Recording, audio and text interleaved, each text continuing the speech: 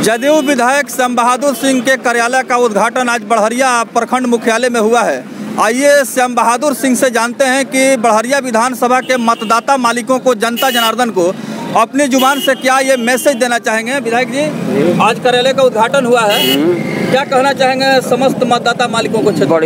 Barharia total मतदाता लोग के हम यह अपील करनी है कि भाई फर्स्ट जितनी जीरा दी दोबारा बढ़हरिया फिर तिबारा बढ़हरिया, तो मालिक लोग से ही कहनी हो कि शारीरिक रूप से एक बाद के लड़ी ना लड़ी हमारे एक बाद नहीं लड़े चुनाव, तो मालिक से बहुत न्योरा कहने कि भाई इतना अपार बहुमत हमारा मिलो, इतना मत से जिता दी कि बिहार में एगो रिकॉर्ड भी ठोके कि माइनॉरिटी बहुल बढ़हरिया, माइनॉरिटी उम्मीदवार भी कोई जना पड़े, जहाँ यहाँ से हम जीत के जाए एनडीए गठबंधन के उम्मीदवार बनी और जीत के जाए तो एक बिहार में ना पूरा देश में चर्चा हुई कि बिहार में बढ़हरिया एगो यूनिक सीट बा जहाँ से श्याम बहादुर जीत गए बनन। अजय सिंह के ऊपर लगातार आपका बयानबाजी हाल के दिनों में कुछ ज़्यादा तेज गति पकड़ रहा है, क्या समझा जाए, इसका क्या संकेत है? अजय भाई से, कविता जी से हमारा को झूठ रहा के झगड़ा नहीं खे,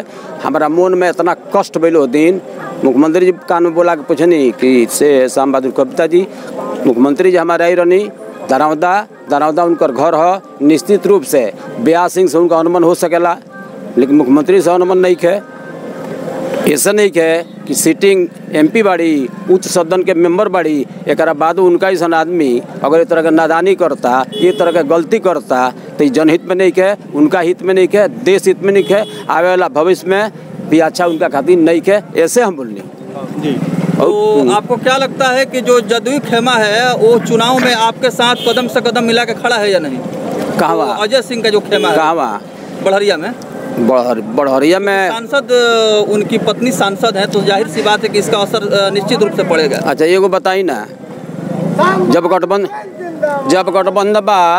गठबंधन बा एनडीए के उम्मीदवार बड़े हमारे ब्यास बाबू, तो मैं फिर उन्हें लड़ते पड़े तो लड़ के का बिगाड़ ली हैं। अब वो युग नहीं रह गए, उतना लोग बेवकूफ नहीं रह गए जितना बड़ गलती करी। एक एक वोट के जरूरत बा, सरकार बनावे के बा, मुख्यमंत्री जी के हाथ के मजबूत करे के बा, प्रधानमंत्री जी के हाथ के मजबूत करे के बा। ऐसे एक एक वोट, एक एक मतदाता, सब नौजवान साथी लोग सब लोग जानता कि एक वोट जियान ना हुई, सीना ठोक के ब्यास सिंह जीती हैं, करणजीत सिंह जीती हैं, एमे कोई संदेह नहीं है। तो ये श्याम बहादुर सिंह के समर्थक हैं जो उनका हौसला अफजाई कर रहे हैं। प्रखंड मुख्यालय बढ़हरिया में तमाम लोगों को श्याम बहादुर सिंह के द्वारा मुख्य रूप से आमंत्रित किया गया था। आमंत्रण के बाद तमाम लोगों ने अपना यहाँ हाजिरी भी दर्ज कराया है और श्याम बहादुर सिंह का साफ तौर पर कहना है कि विकास के मुद्दे पर जनता इस बार मतदान करेगी। जनता काफ़ी जागरूक हो चुकी है। हाल के दिनों में देखा जा रहा है कि नंगे पैर आप भ्रमण कर रहे हैं, क्या किसी ज्योतिष से या किसी पंडित से आप कुछ पत्रा वगैरह भी दिखलाए? हम कहीं पत्रा ना दिखाई ले, 3 बेर चुनाव जीतल बानी, 4थो बेर हम पत्रा देखेबे न करी ले, मानी ले सब ना हम हाथ दिखाई ले। हम एगो काम जरूर करी ले कि जब सिंबल मिलेला हमरा पटना तब अम्बिका भवानी के मंदिर बा, वही जे जाइले मूड़ी पटकी ले, ओजी पहलू से एगो पुजारी बानी वहाँ कहले कि विधायक जी चप्पल जूता भर चुनाव छोड़ दीजिए, छोड़ दिले बानी। कालो जुग रहे, देवता उनके कालो रहे, आजो बा, ये धरती बा तबो रही, आकाश बा तबो रही, कहीं ना कहीं दैवी शक्ति बा, एमे कहीं संदेह नहीं क्या। हम कोनो भाड़ा नहीं भगले, भाड़ा नहीं खेले जिंदगी चुनाव हारी हो जाए तो चप्पल जूता हम ना पहिरे, ये तरह क्रिया को हम कहीं नहीं खैले, लेकिन चुनाव के बाद काउंटिंग के बिहान मिला फिर वह बात रही जो पहले रहे। निश्चित रूप से लोग के रुझान से, लोग के आशीर्वाद से जरूर लागता कि बच्चा मोबाइल में लड़े, एक पहले उठे के नहीं खेल उनका पहले वायर नहीं, वो बड़ा पटकई नहीं तो तनी कमजोर पटकई नहीं। अब इतना हरा पटके सन सब भाई मिल के कि फिर बढ़हरिया का नाम संविधान के किताब से निकलिए जाए, उनकर अलगे संविधान के किताब बा, आपन उनकर फार्मूला बा, स्टाइल बा, अपन जातर ला एगो गाड़ी पे एक आदमी अपना उठगा रहा आज उठंग गए तो मुझे 5-7 दिन बा लोग खुदे उठगा दी तो पटक दीजिएगा, एकदम श्योर है, श्योर है, पटका गल बड़े लोग पटक दले बा। अच्छा विधायक जी, ये बताइए कि आपने जिससे कि अजय सिंह को कहा कि आप अपनी पत्नी को इस्तीफा दिलवा दीजिए और मैदान में आ जाइए, ये थोड़ा जनता समझ नहीं रही कि आपने क्या कुछ कहा और किस लिए कहा, क्या मामला है, थोड़ा ये बताइए। मैंने उनका पत्नी कहने की पत्नी शपथ दे दे चुनाव लड़ ली, हम अजय भाई कहनी कि आओ सीना ठोकर लड़ लो, हमारा विरोध में बोलता रहो, विरोध में घूमता रहता। पत्नी का ना कहनी, अगर ऐसे क्वेश्चन में कहीं होक है तो हजे गुलामी।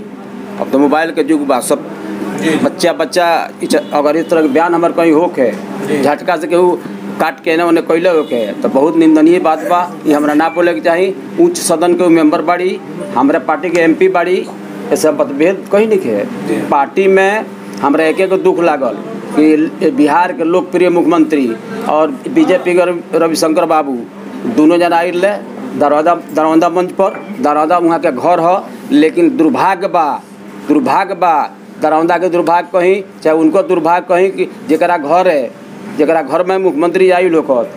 कविता जी एक गिलास पानी के बिना व्यवस्था के लिए अगर मंच पर रही थी तो निश्चित रूप से वही कि भाई कविता जी हमारा मुख्यमंत्री जी के एक गिलास पानी अपना हाथ से ढार के दी। लेकिन संजोग बा का जाने व्यास बाबू में कमी बा, केकरा में कमी बा, दोनों जना एक गोतिया हलो। व्यासे भाई के यहाँ रह के भर चुनाव कविता जी पूरा उनको लोग खाइल पियल नहाइल धोइल जितना व्यवस्था रहे सब ब्याह जी के यहाँ रहे। और पता ना कि बीच में का है।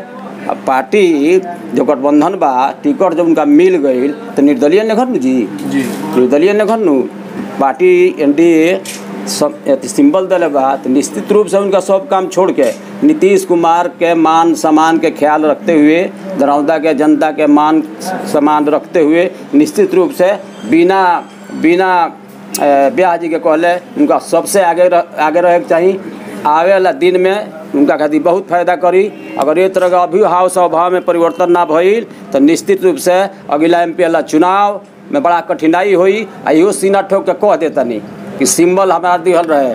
मुख्यमंत्री हमसे पूछनी कि श्याम बहादुर लड़ब, हम इजना हम स्वस्थ बनी, हम तरकुलानी पलानी सगरो बैठिले, चटाई खटिया पर सगरो बैठिले, हमारा के छोटके में रहे दी ऊपरा भेज है तो बात मुनासिब नहीं खे।